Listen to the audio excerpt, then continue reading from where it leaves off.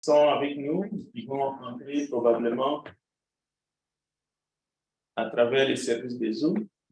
Nous les accueillons aussi dans le précieux nom de notre Seigneur. Alors, c'est l'étude biblique. Alors, vous savez que l'étude biblique, c'est dans le contexte de la campagne, il y a un thème, mais nous n'avons pas eu le temps de poser des questions le 2 jours, parce que depuis vendredi, nous sommes en campagne. Même si vous avez été en ligne ce matin, durant ces quarts d'heure, vous avez la possibilité de poser vos questions, de faire des commentaires aussi, y compris sur ce que je veux partager. Mais avant tout, ça va être un exercice un peu difficile pour moi parce que nos 4 frères qui ont parlé, je n'aurai pas assez du temps pour essayer de résumer, mais je vais rappeler juste les titres. Je vais rappeler les titres. Tous ont annoncé la bonne nouvelle de notre Seigneur Jésus-Christ. Donc, c'est le même thème. C'est tellement des sous-titres qui étaient différents. Et nous saluons le travail qui a été accompli. C'était une grande bénédiction d'écouter l'Évangile à travers nos frères, les 4 qui ont parlé, 2 vendredis et 2 samedis. Alors, les frères qui ont parlé durant cette campagne, d'abord, la première journée, il était question de l'Évangile qui est la bonne nouvelle du salut éternel. Selon les Écritures. Et la prédication de l'Évangile, c'est une puissance de Dieu pour le salut de quiconque croit. Donc, c'était vraiment, l'Évangile a été annoncé avec succès.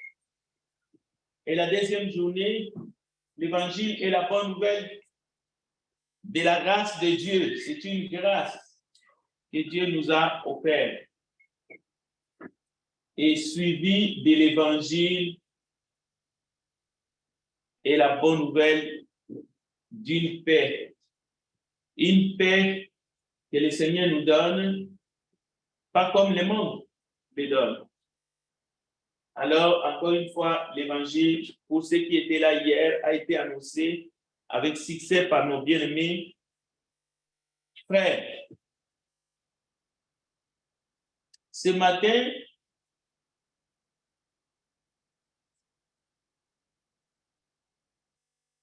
nous aurions à regarder 2 aspects de la prédication de l'Évangile. Parce que notre frère qui devrait parler de la sagesse de Dieu est retenu au travail, le frère Enrico. Donc, je vais quand même rappeler que la sagesse dont il est question,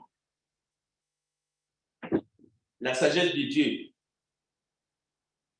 il est écrit dans 1 Corinthiens chapitre 1, verset 18 à 31, je vous donne les textes, nous allons les lire bientôt, que la folie de Dieu est plus sage que les hommes. Parce que lorsque le frère a présenté, le frère évolue sur l'évangile, était une folie pour ceux qui se perdent, mais puissance de Dieu pour les saluts de ceux qui croient, premièrement aux Juifs, aux Grecs et à tous ceux qui croiront. Mais la sagesse de Dieu, toujours dans le même contexte, dans 1 Corinthiens chapitre 1, vous verrez tout à l'heure, même lorsque nous allons lire, dans 1 Corinthiens chapitre 1, verset 18 à 31, car la folie de Dieu est plus sage que les hommes. Et la faiblesse de Dieu est plus forte que les hommes. Maintenant, imaginez la sagesse de Dieu. Bon, la manière que cela nous est présenté, c'est que la sagesse de Dieu est une folie pour les hommes. Donc, c'est dans cette sagesse-là Au fait, c'est cette sagesse-là qui est le message de l'Évangile. C'est ça le contenu même, le message de l'Évangile. Et le message de l'Évangile, c'est le message de la croix. C'est la croix. C'est le fait que le Sauveur a été crucifié sur la croix, qui est une folie. Mais c'est ça la sagesse de Dieu pour sauver l'humanité. C'est par cette sagesse-là que Dieu a voulu sauver l'humanité. C'est par cette faiblesse-là. C'est une faiblesse. Même pour Satan, ça paraissait comme une victoire. Jésus à la croix, sûrement le diable a crié victoire dans un premier temps. Mais c'est progressivement qu'il va se rendre compte qu'il se faisait écraser la tête. C'est progressivement à la croix que Satan va se rendre compte qu'il est dépouillé. Voilà. Alors, pour conclure justement cette campagne en début de ce mois de juin, l'Éternel, le Dieu, celui qui nous réunit ici ce matin, nous propose ou propose à l'humain un salut éternel, le salut éternel de l'âme. C'est ça le contenu du message de l'Évangile. C'est ça la raison d'être de la croix. C'est pour cela que le Seigneur Christ est ressuscité le troisième jour. Dieu propose à l'homme perdu le salut éternel de l'âme. Toute autre promesse est secondaire. Voilà pourquoi l'évangile de la prospérité est démoniaque. Parce que Satan, c'est un tacticien. C'est le singe de Dieu. C'est un calomniateur. Un calomniateur, c'est quelqu'un qui, lorsqu'il calomnie, il vient aussi avec des demi-vérités. Des demi-vérités. Mais vous savez, les demi-vérités sont aussi des gros mensonges. Ce n'est pas parce qu'il s'est écrit que et tout vous sera donné par-dessus qu'il faut amener l'évangile de la prospérité et remplacer la proposition de Dieu qui est le salut éternel de l'âme par la prospérité ici-bas, dans ce bas monde. Je ne suis pas en train de dire que la prospérité, c'est quelque chose de mal, mais ce n'est pas le message de l'évangile.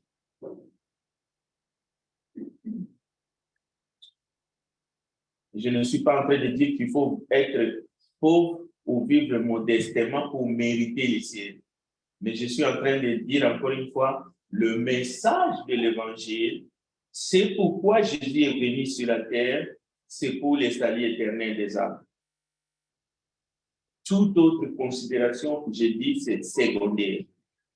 C'est pour cela, vous pouvez gagner le monde entier, vous pouvez avoir des palais ici-bas, vous pouvez avoir des milliards, le jour de votre décès, vous allez partir nu.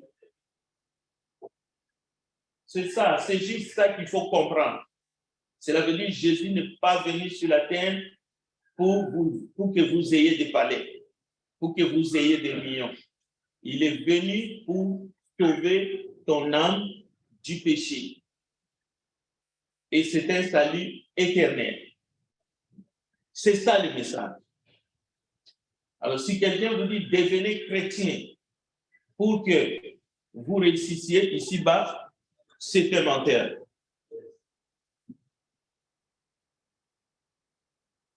Parce que ce n'est pas vrai. Vous pouvez devenir chrétien et travailler, gagner votre vie honnêtement, et du jour au lendemain, vous perdez tout comme Job. Ou vous devenez malade, mais comme un chien. C'est ça la réalité de la vie. C'est ça la prédication de l'évangile, que nous ne devrions pas amener la confusion autour de la prédication de l'évangile. Et lorsque nous disons aux âmes, Dieu vous aime, il veut sauver votre âme, si vous avez déjà dit ça, vous avez prêché l'évangile. Bien. Alors, Dieu propose le salut éternel, mais Dieu propose aussi une paix. L'évangile de paix. Ça a été touché, je crois, par notre frère Emmanuel. Mais c'est une paix et une grâce éternelle, à ne pas confondre justement avec la paix du monde. À ne pas confondre non plus avec la grâce qu'un gouvernement légal peut vous offrir. Parce qu'il y a le pardon que vous pouvez recevoir des autorités de ce monde. La grâce de Dieu n'est pas similaire à une grâce que votre compatriote, que votre compagnon, que votre partenaire dans le mariage peut vous offrir parce que vous l'avez offensé. Ce n'est pas pareil. Ici, l'évangile offre une vraie paix et une grâce qui est éternelle. Parce que vous savez que dans le monde, il y a des récidivistes. Hein? Que ce soit dans le couple, que ce soit dans la société, quelqu'un qui vous a blessé, vous le pardonnez, il refait la même chose. Vous avez pardonné un mari, vous avez pardonné une femme, mais elle vous refait la même chose. Mais il faut continuer à pardonner, n'est-ce pas? Mais quand nous disons que la grâce dans l'évangile est éternelle, c'est que Dieu, il a cette capacité de nous aimer malgré et contre nous. Et aujourd'hui, oui, merci. Aujourd'hui, je vais justement atterrir sur le sujet de la joie. L'évangile, c'est un sujet de joie. Mais là encore, quelle sorte de joie? Alors, je vous donne l'aperçu que j'ai trouvé dans les Écritures. C'est une joie indescriptible. Le mot ne vient pas de... En fait, la description vient de l'apôtre Pierre. Nous allons les lire tout à l'heure aussi.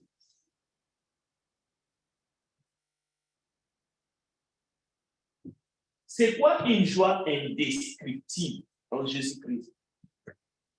Cela veut dire qu'il y a des joies dans ce monde. L'évangile, c'est un message de joie, mais qu'il ne faut pas confondre avec les joies que nous pouvons.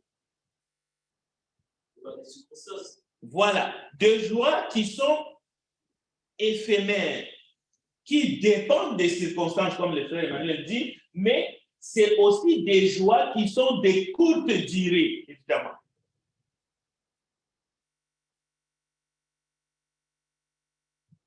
Alors, voici 3 textes. Peut-être qu'on devrait commencer par... Bon, on va y aller. 1 Corinthiens chapitre 1, c'était le thème général. Je vous laisse ça. Vous pouvez les garder pour les lire. 1 Corinthiens 1, 18 à 31. Tout ce que je viens de dire, vous pouvez les trouver là. Et les 4 frères qui sont passés, ils sont restés dans 1 Corinthiens 1, 18, à partir du verset 1. Mais Barnabé, il a touché aussi 1 Corinthiens chapitre 15. Les frères Barnabé. Donc, c'est ça. Alors, cherchez dans votre Bible ces 3 texte, nous allons essayer de regarder rapidement. Comme j'avais dit, si vous avez des questions, n'hésitez pas. Nous sommes en campagne, mais c'est une étude biblique. Nous allons prendre les questions au fur et à mesure dans cette étape. Alors, Hébreux chapitre 7, verset 24. À partir de verset 24.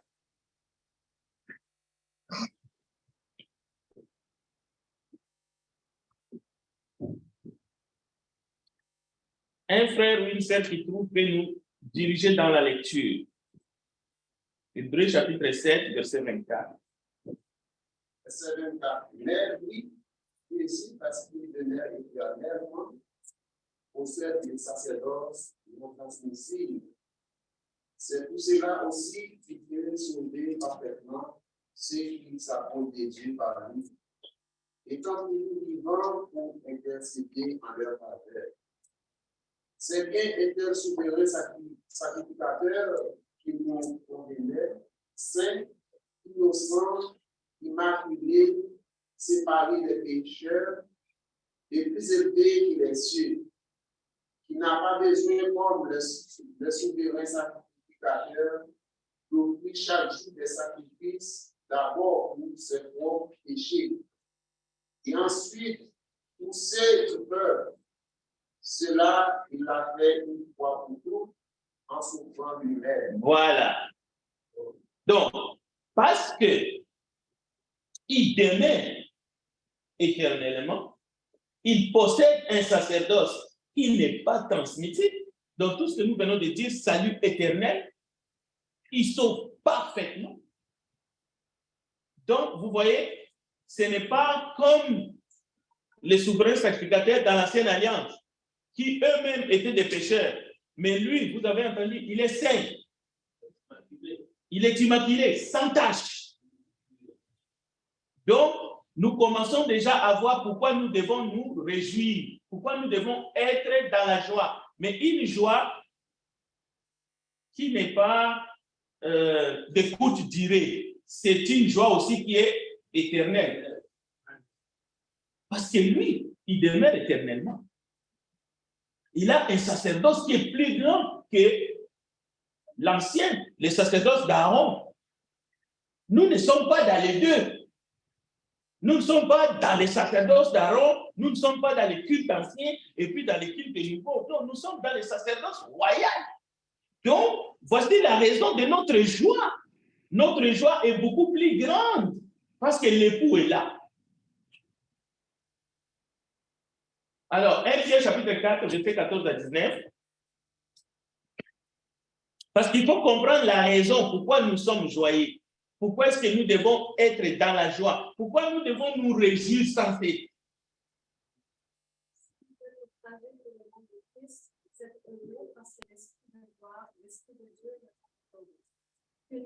Que nul de vous, en effet, ne sauve comme des voleurs ou malfaiteurs ou comme Saint-Gérard dans les affaires de Dieu.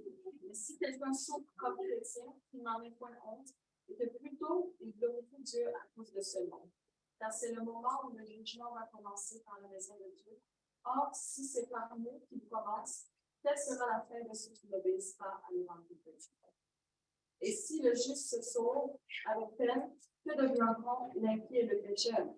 Ainsi, les qui souffrent selon la volonté de Dieu remettent leur âme au fidèle Créateur en faisant ce qui est fait. Merci pour la lecture. Il y a beaucoup de choses. Il y a la joie, il y a la souffrance, il y a pas mal de choses là-dedans qui frappent l'esprit, justement. Alors, regardons quelques éléments. Donc, 1 Pierre, chapitre 4. Ah. Voilà. Alors, à partir du verset 14. Si vous êtes outragés pour le nom de Christ, vous êtes heureux. Parce que l'esprit de gloire, l'esprit de Dieu repose sur vous. Arrêtons-nous d'abord. C'est comme, en fait, ce n'est pas c'est comme. Le message Oui, j'arrive. Le message commence par la souffrance et la joie. Réjouissez-vous. Si vous souffrez à cause du nom de Christ, vous êtes heureux. Cela veut dire que vous êtes dans la joie. Ce n'est pas ce que nous voyons dans le monde. Et même pour nous-mêmes qui sommes en Christ, ou pour celui qui veut être en Christ, peut-être ce n'est pas le message que lui veut entendre, mais c'est le message que le Seigneur nous délivre. Si vous voulez devenir chrétien, si cela vous apporte la souffrance, vous devez être dans la joie, vous devez vous réjouir. Parce que le thème de ce matin, c'est la joie en Christ. C'est l'évangile qui est un sujet de la joie. Mais cette joie peut être une résultante d'une souffrance atroce à cause du nom de Christ. Question, commentaire? Est-ce que c'est clair? Est-ce que c'est entendu? Alors, oui. Dans un pays c'est par exemple, il y a une chrétien. Alors, on est heureux. Mais si quelqu'un souffre comme un pécheur, comme si vous faites quelque chose qui sont contraires à la parole, là, c'est le contraire. On est malheureux. Oui, je crois que les textes. On est malheureux. Mais pour ceux qui souffrent, par exemple, dans le monde, qui n'ont pas encore accepté Jésus comme leur sauveur et leur maître, ce n'est pas ça, ils ne le conseillent pas. Oui, vous avez tout dit. Vous avez tout dit. Parce que tout se trouve dans les textes. Que personne ne souffre comme chrétien, voleur. Le texte dit. Et je vois aussi que dans l'ancienne alliance, les sacrificateurs, quand une personne arrive au tabernacle et présenter l'agneau pour faire sacrifice pour le pardon de ses fautes, mais la Bible disait que ces péchés-là ne sont pas vraiment disparus totalement. C'est couvrir seulement ça, c'est ça. Mais c'est le sang de Jésus qui a été versé pour nous, qui efface totalement le péché. Oui, merci pour ce commentaire. C'est vrai ce que vous venez de dire. Merci. Est-ce que quelqu'un d'autre a un commentaire? Ou une question? Oui. C'est pas selon vous avez parlé présentement. C'est quelque chose qui a été répété, je pense, par toutes les personnes qui sont présentées dans les autres précédents. Quand on dit qu'on est créé à l'image de Dieu, souvent quand je lisais ça, je pensais que c'était une image physique, mais on dirait que ça veut dire beaucoup plus que ça, que j'aimerais que possible d'élaborer. Ok. En tout cas, c'est une question qui demande un peu plus d'élaboration. Oui, la parole dit que nous sommes, Dieu créa Adam et Ève, il les créa à son image. Maintenant, qu'est-ce que cela veut dire, créer à l'image? Est-ce que c'est physiquement? Je crois que la terme Hélène a raison. Non, ça a un sens beaucoup plus étoffé que ça. C'est vrai qu'il y en a qui vont juste dire que Dieu est esprit et en créant Adam et Ève, il a soufflé et donc en leur donnant une nature qui est une nature de Dieu. Donc, un peu de son esprit, ce qui a fait que Adam est devenu une âme vivante. Donc, c'est ça l'image de Dieu que Dieu a mis en lui. Mais c'est que je suis tout à fait conscient et d'accord avec vous que c'est beaucoup plus profond que ça. Et on pourrait approfondir cela dans la vie. Oui, Mike. La question, c'est tout à fait dur à donner ici à tous les amis aussi. Donc, on ne peut pas dire parce que Dieu a inscrit dans la langue de l'homme, c'est ça qui fait que l'homme a été disparaît, parce que Dieu a aussi la langue aussi aux États-Unis aussi. Sauf que l'idée en arrière de ça, que l'homme a été créé à l'image de Dieu, c'est ce que Dieu nous a donné comme pouvoir créateur. Dieu nous a transmis une partie de son pouvoir. C'est le seul être à qui Dieu a donné autorité de gouverner, de prendre soin de l'humanité. Donc, c'est-à-dire que cette responsabilité-là, Dieu nous a confié cette partie de sa divinité, nous a transmis par le pouvoir créateur. Et c'est pour ça que les êtres humains, c'est pour ça qu'on a une intelligence, on crée, on peut continuer à faire. Malheureusement, avant que l'homme vienne dans le monde humain, qui est venu un petit peu acheter le point de Dieu, un petit peu, constituer le point de Dieu. Et c'est même là aussi, on comprend que quand Dieu nous a fait, c'est le seul être qui peut donner le pouvoir du libre arbitre.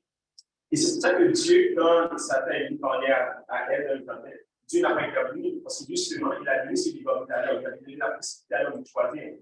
Dieu aurait pu passer Satan, mais il ne l'a pas fait, parce qu'il est extrêmement peur de ce cas-là. Donc, une fois qu'il avait donné ce pouvoir-là, c'était à l'homme de décider, l'homme a fait son choix, et malheureusement, maintenant, on regarde les conséquences. Donc, je pense que être réellement dit, c'est ça que Dieu nous a donné à l'homme, seulement cette équilibre-là, cet être vivant, ce pouvoir créateur, ce pouvoir de créer, de penser, de ce qu'on est comme être humain, dans le compartiment de Merci pour le commentaire. Encore une fois, je veux revenir sur ce que la sœur a dit. Quand on regarde dans la Bible, pas scientifiquement parlant, la différence entre l'homme et l'animal, c'est que l'animal n'a pas un esprit. L'animal a une certaine intelligence aussi.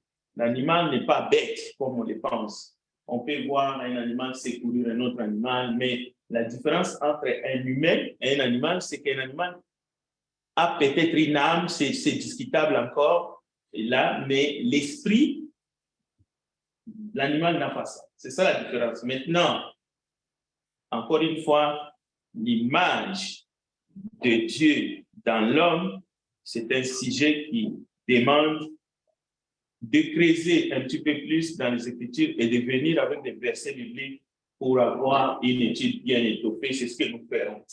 Mais c'est vrai, tous les commentaires sont bons. Alors, je ne peux pas m'éloigner du sujet non plus ce matin. J'aimerais que nos commentaires aussi restent dans le cadre de la campagne. Je vais prendre encore une personne, après on va continuer. Oui, Emmanuel, je t'ai vu lever la main. Je vais vous dire en gros, cette question ce n'est pas une question spécifique, c'est une question spirituelle. Qui nous donne la volonté d'agir et pour distinguer le bien et le mal. C'est ce qu'on disait, on devient homme, on n'est pas des hommes. Il y a une autre parce que c'est l'éducation qui nous permet de distinguer que nous ne sommes pas un animal, mais nous sommes un homme. Par exemple, quand Yahweh a soufflé dans la ligne de l'homme, le souffle. Après la mort, c'est la Bible. La Bible disait que le souffle de vie retourne à Dieu. Là, pas dans le souffle des morts. Et sa matière retourne dans la terre. C'est ce que disait la Bible. En réalité, dans l'homme, c'est l'esprit qui est le souffle du Dieu vivant. Ça, c'est un passage biblique. On peut creuser là-dessus. On peut garder ça au frais. On va y revenir. Merci pour vos commentaires. Bien.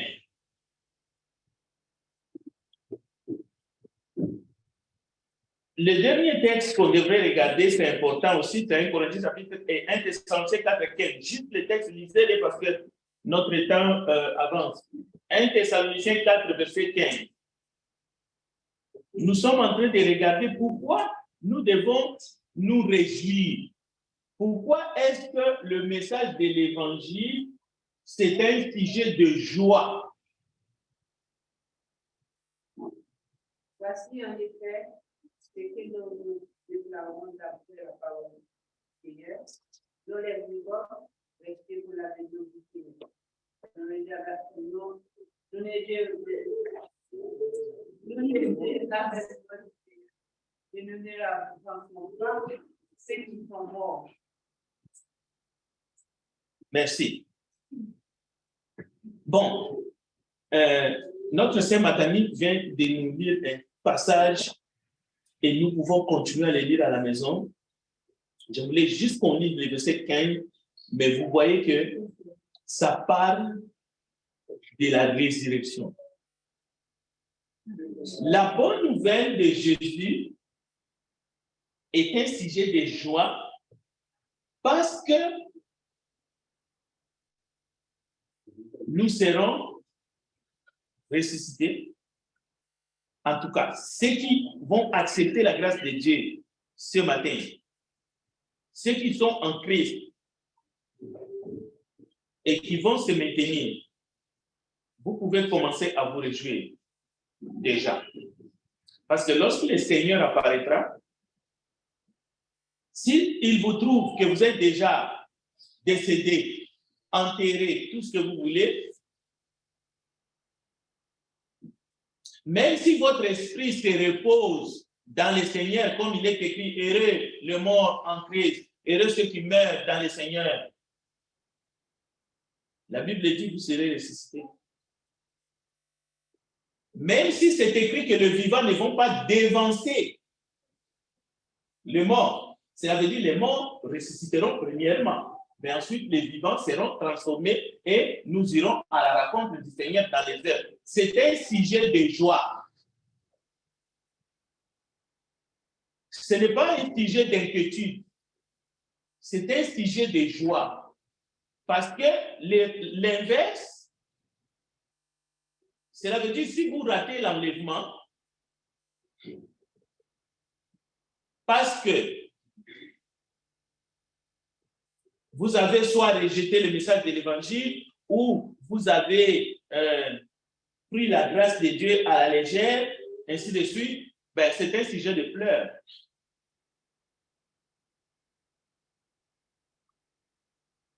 Et d'ailleurs, la Bible utilise un terme fort, le grincement des dents, mais éternellement. Voilà. Alors, je vous laisse ce texte-là. Alors, la joie et la paix parfaite aux disciples sur la terre. Ça commence ici. Le message de l'évangile, ce n'est pas un message seulement futur. On croit au Seigneur Jésus, tu seras sauvé. Ou aujourd'hui, vous allez entendre le message de l'évangile. Vous avez le privilège de recevoir la grâce de Dieu, de passer de la mort à la vie, comme nous avons entendu, comme la parole nous le dit. Et si vous demeurez en Christ et que la parole de Dieu demeure en vous, donc vous êtes véritablement disciples de Jésus-Christ, homme ou femme. Donc, vous avez la joie parfaite, vous avez la paix parfaite. En commençant ici-bas sur la terre. Et vous êtes heureux. Vous êtes heureux. Indépendamment du quartier où vous habitez, ça se pourrait que les âmes crépitent toute la nuit. Vous êtes heureux. Indépendamment de toutes circonstances.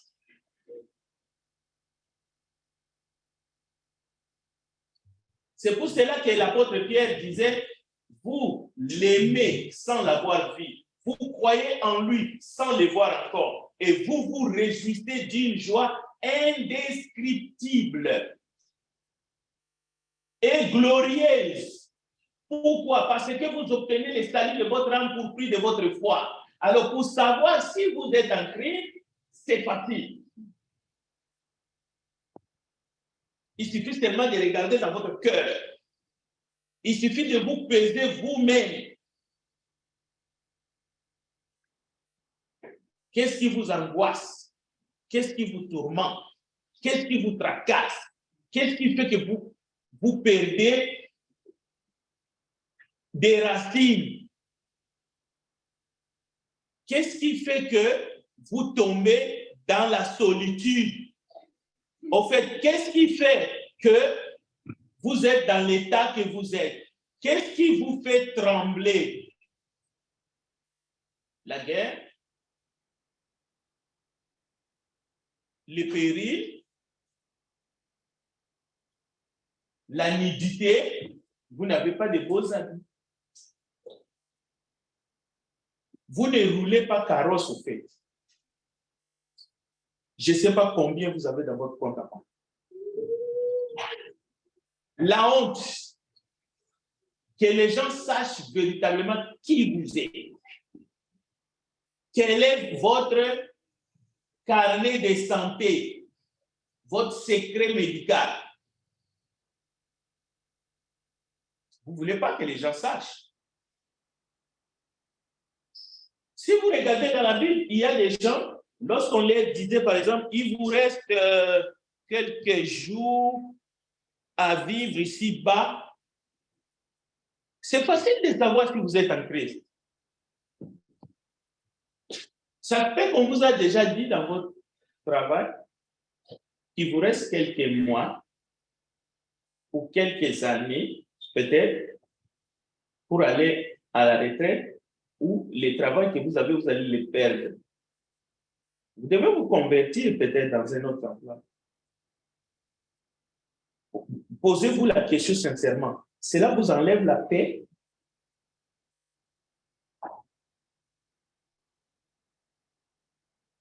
Écoutez, vous l'aimez sans l'avoir vu. Vous croyez en lui sans le voir encore.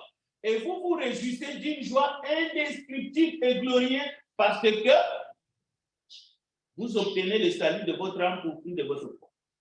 C'est pour cela que l'évangile est prêché pour que qui que vous soyez, quels que soient les péchés que vous avez commis, lui, il est un abri sûr. Maintenant, les restes, c'est toujours les restes. Quand la Bible dit tous les restes, c'est toujours tous les restes. Ce n'est pas le principal. Le principal, c'est lui. C'est pour cela Nicodème, pour terminer, c'était un homme d'entre les pharisiens, un chef. Écoutez bien, un chef des Juifs. Lui, il est venu auprès de Jésus la nuit et lui a dit, Rabbi, nous savons que tu es un docteur venu de Dieu, personne ne peut faire ces miracles que tu fais, mais dis-moi, qu'est-ce que je dois faire? Qu'est-ce que je dois faire pour entrer dans le royaume de Dieu? Jésus lui répondit, en vérité, je te le dis, si un homme est né de nouveau, il ne peut voir le royaume de Dieu. Si un homme est né d'eau et d'esprit, il ne peut entrer dans le royaume de Dieu. Ce qui est né de la chair est chair, ce qui est né de l'esprit. Nous connaissons Jean 3 jusqu'au verset 16, nous connaissons très bien ce passage. Maintenant, posez-vous la question. Est-ce que cette réponse était suffisante? La réponse est oui. Est-ce que Nicodème était un homme qui avait la stabilité du point de vue humain? C'est un docteur full. C'est un homme respecté, c'est un chef de famille. Mais il lui manquait cette connaissance que beaucoup ont besoin de savoir, que tu dois savoir ce matin, que Dieu t'offre, c'est une grâce. C'est ça le message de l'évangile. Et cela doit t'apporter la joie, mais une joie indescriptible. Une joie sans fin. Une joie parfaite. En fait, Lorsque vous êtes né d'en haut, au fait, ça veut dire que vos péchés sont pardonnés en nous. Vous avez la paix avec Dieu. Vous allez passer l'éternité avec lui. Vous pouvez souffrir ici-bas, vous pouvez mourir et être enterré, mais vous avez la certitude de la vie éternelle en lui. Parce que lui, il est la résurrection et la vie. Et lui, il a dit que tous ceux qui croient en lui vivront quand même. Ils seront morts. Ça veut dire qu'ils vont les ramener à la vie. Et cette vie, c'est au-delà des vies que nous vivons. Bien que Dieu a mis son esprit, une partie de son esprit, en créant l'homme. C'est ça qui nous fait vivre. Mais nous devons naître de nouveau. Nous devons être en Christ. C'est pour cela que l'évangile est prêché pour que chacun puisse être. Parce que le péché nous sépare avec Dieu. Maintenant, si tu es né d'en haut, tu peux continuer à travailler, tu peux continuer à manger, tu peux continuer à vivre, mais en suivant, en marchant selon l'esprit et à espérer la vie éternelle, une vie sans fin en Jésus-Christ. Amen. Voilà le message de l'évangile qui vient d'être encore une fois délivré. Maintenant, il reste à vous de prendre la décision de le suivre. Prions ensemble pour terminer cette première partie. Nous voici encore ce matin devant ton trône de grâce.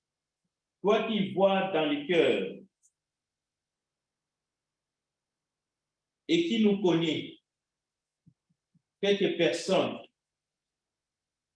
ne puissent arriver en retard. Quelques personnes ne puissent passer à côté d'un si grand salut que tu nous donnes. Pardonne-nous nos péchés et que ce matin, les âmes s'avancent allègrement vers la croix de ton Fils bien-aimé Jésus-Christ afin de recevoir le pardon de leurs péchés. Nous te le demandons, Père, au nom de Jésus-Christ. Amen. Amen.